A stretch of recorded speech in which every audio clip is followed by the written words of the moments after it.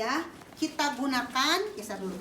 Kita gunakan manajemen krisis ini, kita gunakan pada pasien dengan kondisi kegawat daruratan psikiatrik. Kondisi kegawat daruratan psikiatrik itu ada 2 diagnosa, RBD dan juga perilaku kekerasan dengan gaduh gelisah.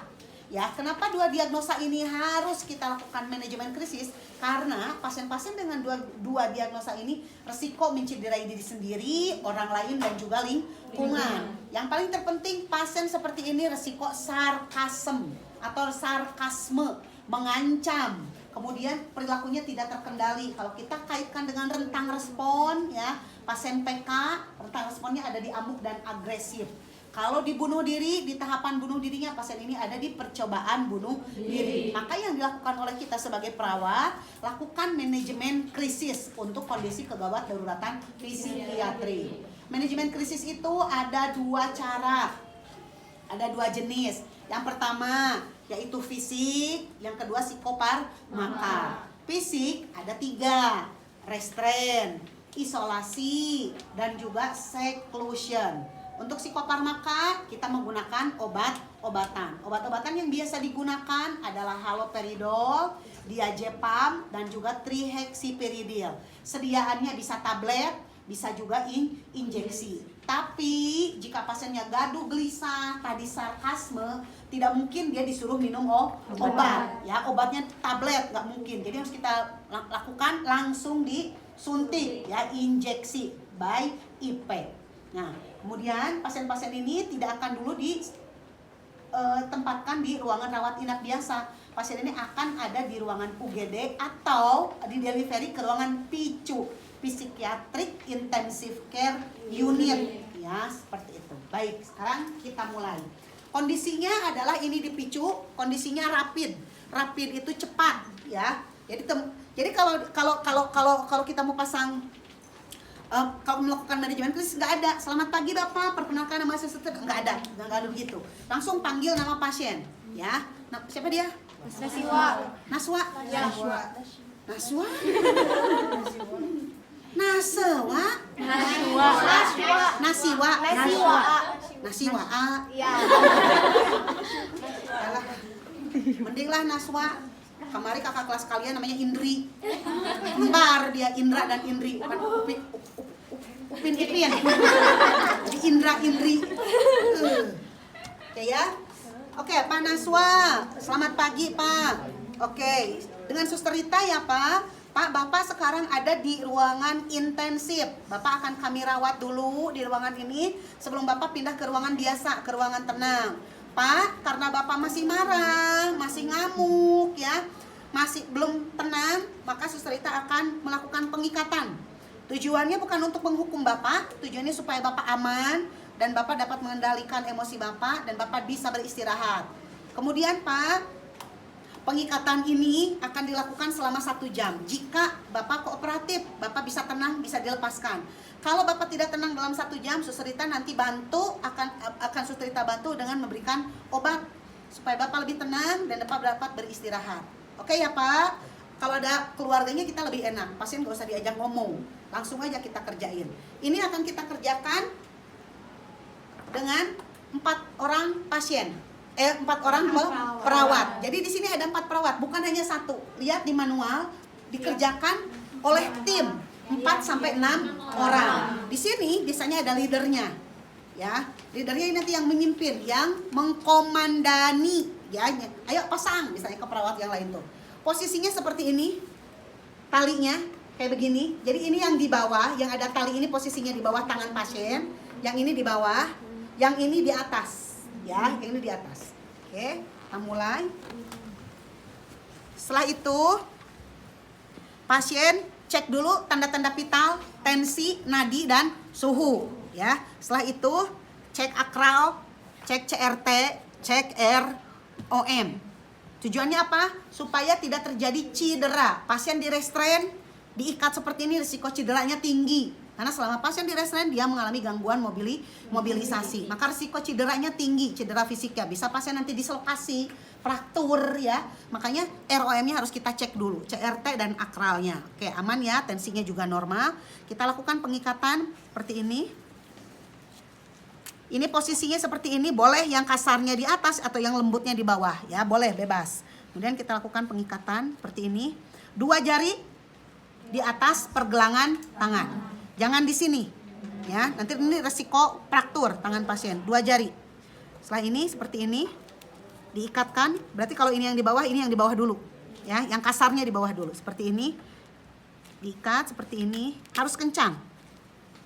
Oke, seperti ini ya.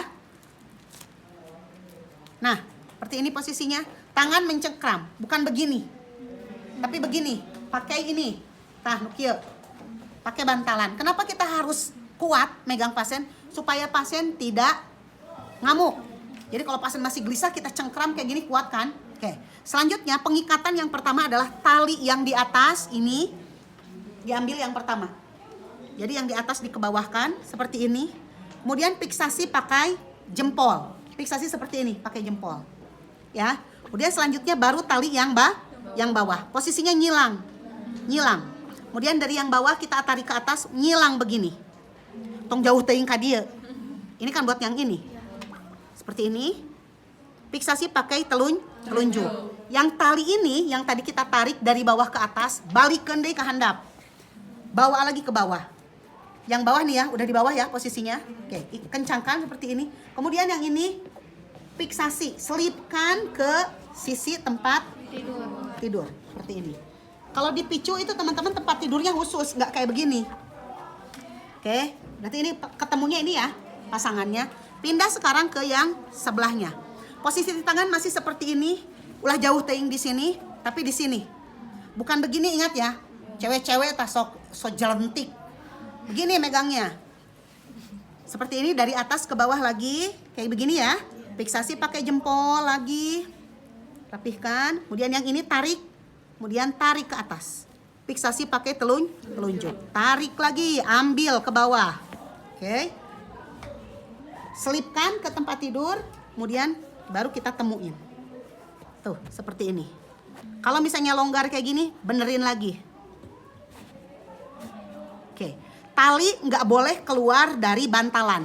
Tali nggak boleh ada di sini. Tali itu numpuk di atas bantalan. Oke. Setelah itu baru kita fiksasi. Oke. Fiksasi seperti ini. Simpul mati, ikat 2 kali. Nah, ikat 2 kali. Simpul mati. Oke. Terus teman-teman, jarak antara tubuh pasien dengan tangan ini 5 jari. Jadi jangan terlalu lebar ngangkat pasien, ngejauhin. Karena ini pegel. Nanti pasien 24 jam kieu teh. Karena ini kaku kan? Jadi makanya ini harus kita jaga 5. Ya. Oke.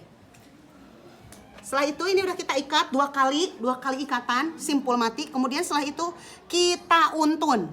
Caranya nguntunnya bukan asal begini doang. Nguntunnya bukan begini, tapi tumpangkeun. Nah, begini, tuh. Nah, disilangkeun, ditumpangkeun. Baru kita untun. Oh.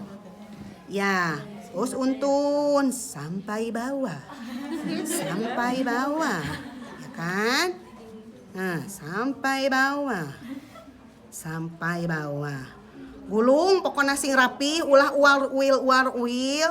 Karena nanti bisa ditarik sama pasien. Sisipkan di sisi bed tempat tidur. Sudah selesai. Begitu. Cuk tuh.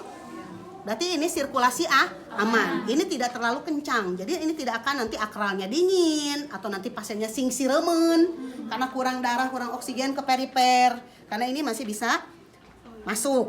Oke, aman ya. Oke, Pak Naswa sudah selesai. Sakit nggak? Nggak ya? Suster Rita pamit dulu, istirahat dulu ya. Yang tenang ya, jangan berontak. Suster pamit dulu ya. Kita cek di CCTV, pasiennya makin diikat makin ngamuk, makin gelisah, gugurudugan ya. Memehan misalnya tempat tidurnya keangkat gitu kan ya, makin ngamuk dianya. Datang lagi kita dengan tim ya. Oke, Pak Naswa tampaknya makin gelisah ya Pak ya. Suster bantu ya, kita kasih obat ya, biar Pak Naswa bisa tidur ya. Oke, yang pertama kita kasih obat. Nanti teman-teman pakai handscoon, kemudian kasih obat. Obat yang pertama kita ada Tadi obatnya ada 3 ya, haloperidol, diazepam, dan THP. Obat yang pertama kita kasih haloperidol dulu. Haloperidol kita ambil, ceprekan, masukin, disinfektan, masukkan secara IP. Oke, selesai. Ganti sekarang kita pakai diazepam. Ambil, sedot, pakai di sebelahnya. Suster, habuskan, masukin. Sudah satu, dua-duanya sudah masuk. Kemudian setelah itu, kenapa harus haloperidol dulu? Haloperidol itu pekat.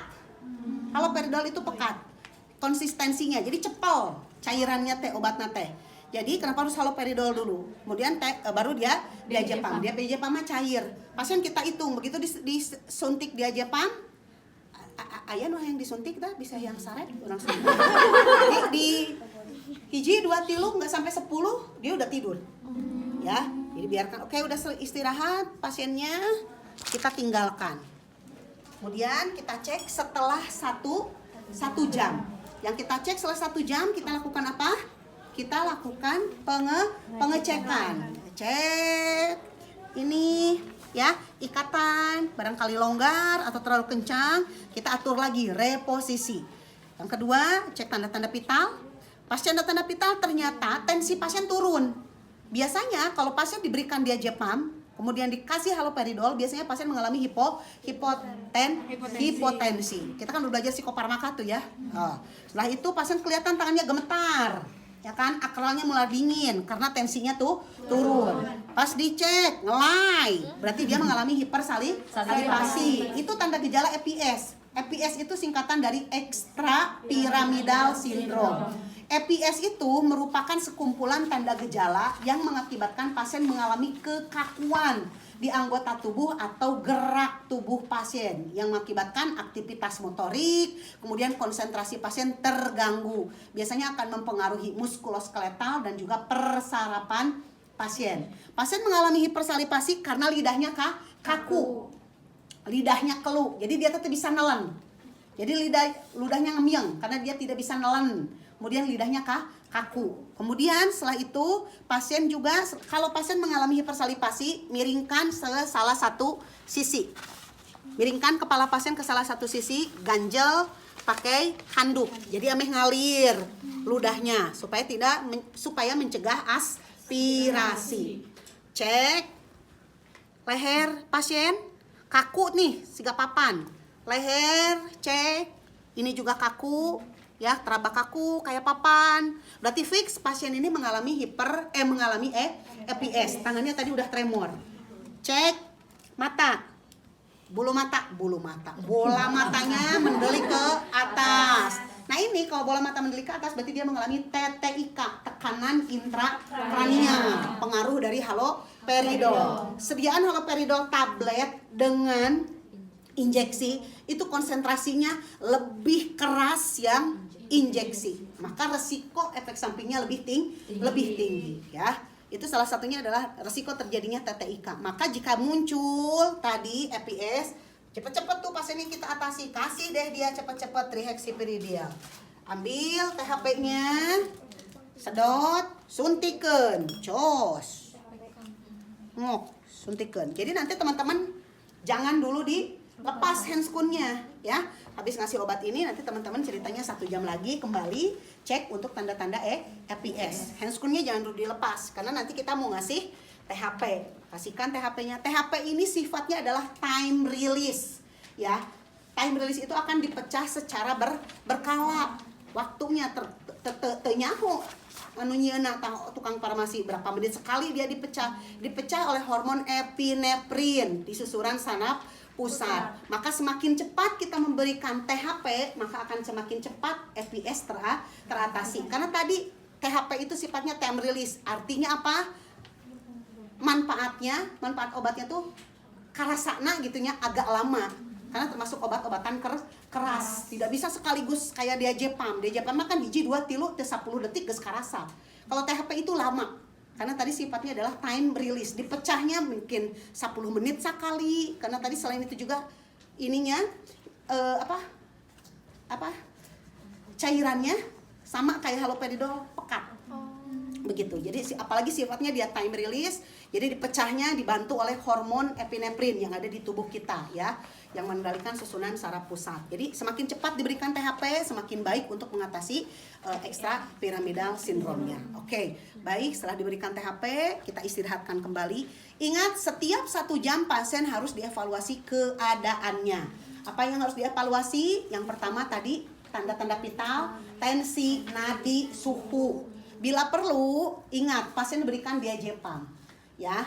Pasien diazepam untuk psikiatrik, untuk pasien-pasien psikiatrik dengan diazepam untuk penyakit fisik itu berbeda. Sekalipun sama-sama obat penenang. Untuk yang diazepam obat psikiatrik itu mengandung trisiklik, ya, termasuk obat golongan sangat keras. Nanti kalau teman-teman di klinik nemuin diazepam yang untuk pasien-pasien gangguan jiwa biasanya ada tanda kuning. Itu berarti diazepamnya golongan trisiklik. Jadi pasiennya itu begitu diberi diazepam manehna paeh 24 jam. Arek aya banjir siga di Aceh, di Sumatera, moal hudang. Karena sudah disetel begitu. Semakin tinggi dosisnya berarti semakin lama dia tertidur. Begitu. Biasanya ini diberikan juga selain pada pasien gangguan jiwa, biasanya diberikan pada pasien-pasien kanker yang mengalami nyeri hebat, ya, pasien-pasien autoimun yang memiliki ambang nyerinya luar biasa, geus teu bisa dihitung, lain skala 10 deui merenya, nyeri hebat, biasanya pasien-pasien kanker pos dia di di kemo, biasanya kan nyeri hebat ya responnya. Biasanya diberikan diazepam yang golongan trisiklik ini. Tujuannya apa? Supaya pasiennya bisa istirahat. Biasanya 2 hari dia tidur, selama dia tidur itu dia diberikan infus. Ya, jadi obat minumnya dan obatnya itu lewat infusan. Tapi tentu saja dengan harus pemeriksaan lebih lanjut ya, pertimbangannya juga. Nah, biasanya dosisnya kalau tidak 1 mg cukup 2 mg. Kalau 5 mg mah meureun saminggu moal hudang. Ya, mungkin 1 mg. Itu pun begitu udah bangun, pasien ini seperti tidak ada tulangnya. Lemes, itu efek sampingnya. Makanya karunya pasien gangguan jiwa mah ya, obat-obatannya itu sifatnya adalah antagonis yang mengakibatkan muncul tanda gejala somatik, gejala-gejala fisik, nyeri badan, kaku gitu ya, itu tanda gejala somatik. Makanya lu kudu karunya ka UDGJ teh ya, jag-jag sehat dia tuh secara fisik mah, tapi dia harus digempur untuk melawan sakitnya dengan obat-obatan yang berdampak pada fisik. Sudah selesai nih 24 jam. Tadi yang dicek setiap 1 jam tanda-tanda vital ya. Setelah itu juga cek lagi reposisi ya, posisi, cek akral, cek CRT. Tidak mungkin kita ROM ya. Kemudian pasien ini bisa selama 1 jam boleh kita lepas tuh setiap 1 jam sekali. Boleh dilepas, dilonggarkan. Berapa lama cenah? 5 menit. Nah, selama dilonggarkan tadi boleh tuh sama kita digerak-gerakin, oke, supaya pasiennya tidak kaku. Oke, sudah selesai, sudah besok paginya nih. Oke, Pak Naswa, selamat pagi. Gimana Pak keadaannya? Mendingan. Masih kesel nggak? Enggak, masih marah nggak? Oke, suster lepas ya. Sekarang kita lepas ya. Oke, kita lepas. Melepasnya, kalau tangan kanan berarti dengan kaki kiri. Tangan kiri berarti dengan kaki kanan. Jadi nyilang, set. Kalau ini dua-duanya dilepas, pasien cungkedang hudang nonjok urang. Begitu, atau dia kabur. Jadi ada satu ekstremitas yang tetap difiksasi. Jadi salah satu. Kita lepas. Oke, Pak Naswa, kita lepas ya. Bareng tuh dengan yang di sana, dengan kaki yang kiri ya, sama perawat yang lain. Oke, kita lepas. Ini jangan dulu diberesin. Biarin dulu berantakan di atas tempat tidur. Oke, Pak Naswa sudah dilepas semuanya. Bisa duduk, Pak? Yuk, duduk yuk. Oke. Kamu asa panas? Kamu kergering? Usaha ranut kieu. Oke, duduk ya, Pak. Diatur napasnya. Pusing gak, Pak? Oke, Pak, 1 jam lagi Bapak akan diantar ke perawatan tenang biasa, ke ruangan tenang biasa ya, Pak. 1 jam lagi ya. Oke, sambil nunggu Pak, pakai bajunya dulu ya Pak. Oke, yuk Pak, turun. Gak pusing kan? Begitu pasiennya ini turun, berarti perawat yang di sini dan perawat yang di tangan kiri pindah ke belakang pasien. Yuk, bangun Pak. Nih ceritanya pasien yang di tangan kiri. Ini pasien yang di kaki kanan. Yang di kaki kiri tetap diem, ya. jaga station. Yuk, taruh di situ. Makasih. Oke. Jadi ada yang jaga nih di belakang. Ada perawat yang jaga 2 orang, 1 orang di depan. Oke. Dimasukin Pak tangannya. Cina Soma lentik nih, dekat kurung gitu. Gelong tuh kan. Oke.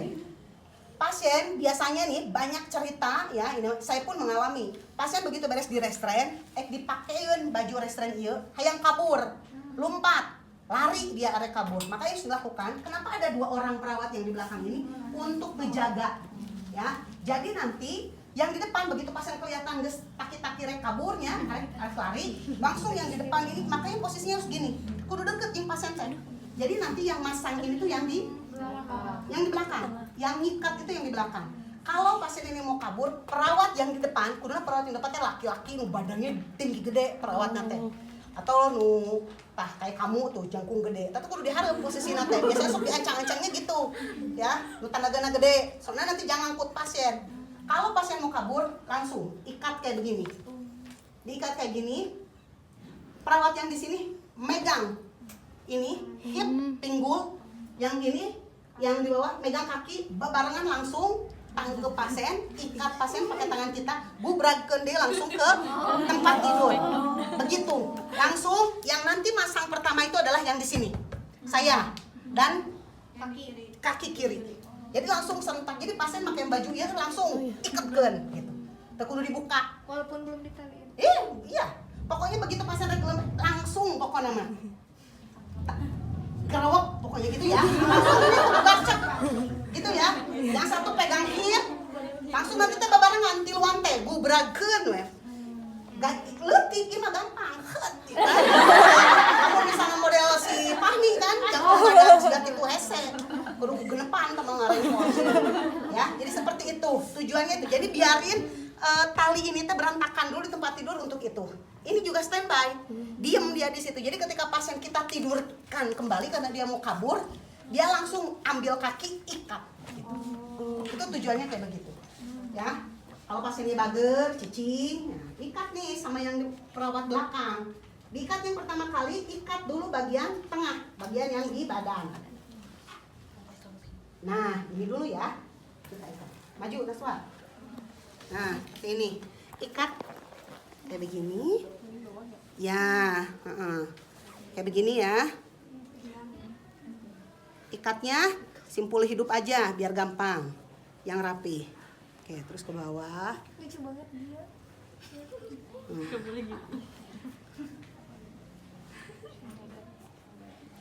Ini yang atas.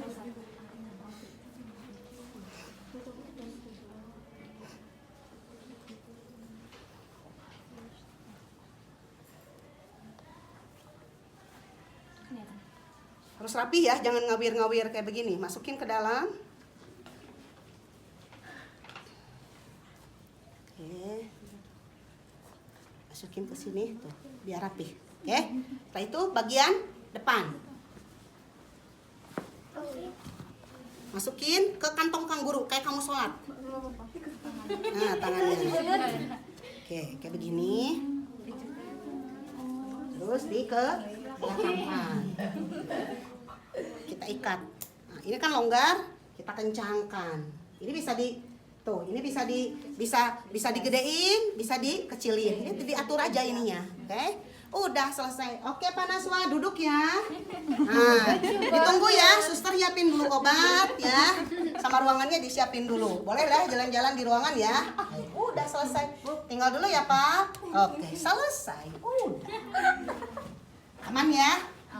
Oke, sip.